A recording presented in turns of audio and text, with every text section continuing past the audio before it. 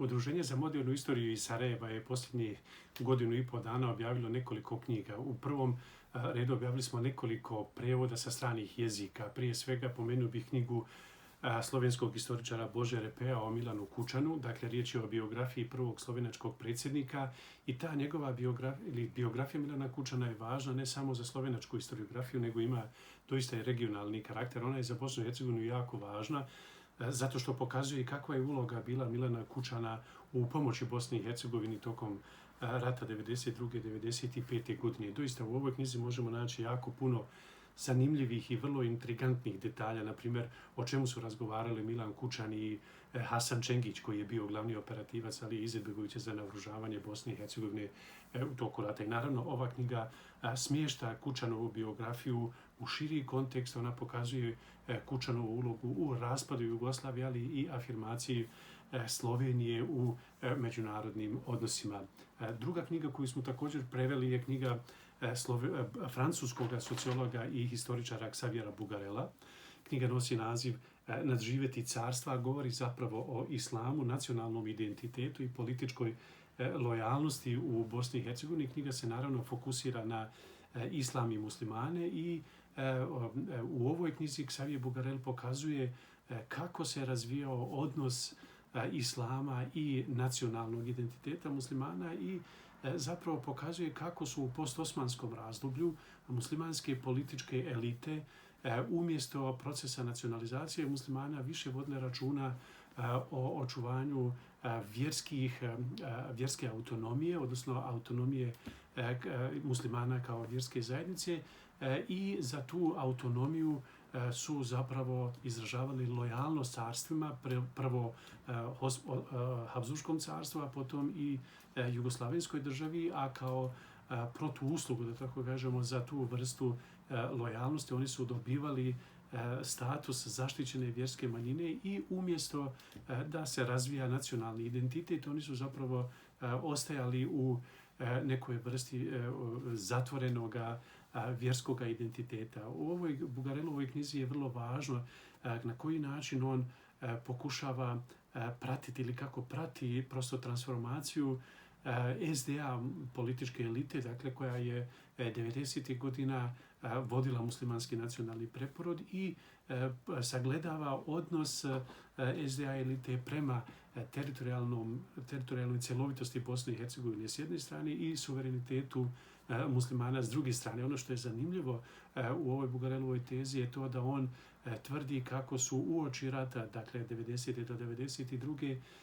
SDA elita više polagala na pravo suvereniteta muslimana nego na teritorijalnu cjelovitost Bosne i Hercegovine, što je na neki način sasvim suprotno od onoga, od uobičajenog diskursa kada je riječ o odnosu SDA prema Bosni i Hercegovini i prema muslimanima, pogotovo tokom 90. godina.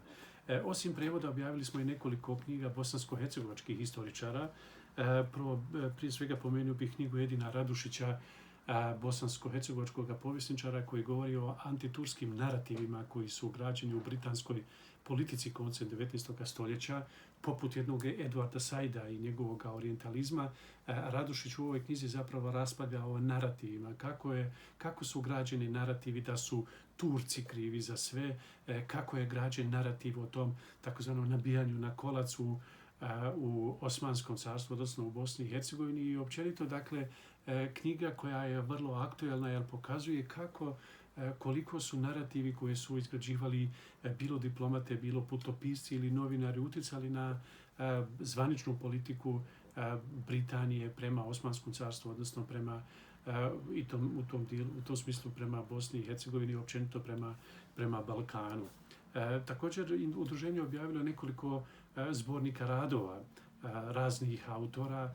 Prije svega napomenuo bih jedan zbornik čiji su autori zapravo doktoranti iz svih postjugoslavenskih zemalja, a taj zbornik govori o revizionističkim strujanjima u postjugoslavenskim historiografijama i dvije knjige, dva zbornika koja su proistekla iz jednog projekta kojega Udruženje za modernu historiju radi u suradnji sa Heinrich Bell Stiftung iz Sarajeva. Riječ je o projektu historiografija i nacionalizam, u okviru kojeg smo krajem 2019. godine objavili dva zbornika, jedan pod nazivom Nacije i imigracije i drugi ogledi o historiografiji i nacionalizmu u jugoistočnoj Europi, u kojoj doista surađuju historičari iz svih postjugoslavenskih zemalja, dakle od Makedonije, Crne Gore, Srbije, Bosne i Hercegovine, Hrvatske, plus jedan broj historičara iz Njemačke. Ono što je važno za udruženje je da smo ove godine pokrenuli i naš časopis, dakle riječ je o časopisu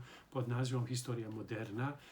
U januaru smo objavili prvi broj i časopis ima namjeru, ambiciju, dakle izlaziti jedan put godišnje.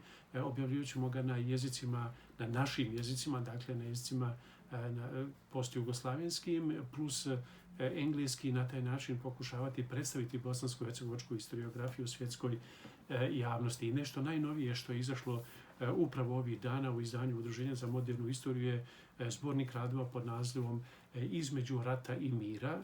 Dakle, ovaj zbornik govori o Sarajevu i o Sarajevu u prelomnim godinama 20. stoljeća, gdje je jedna grupa sarajevskih bosansko-hercegovačkih historičara pokušala odgovoriti na pitanje šta se to dešavalo u Sarajevu u prelomnim godinama 1914., 18., 1941., pa 1945.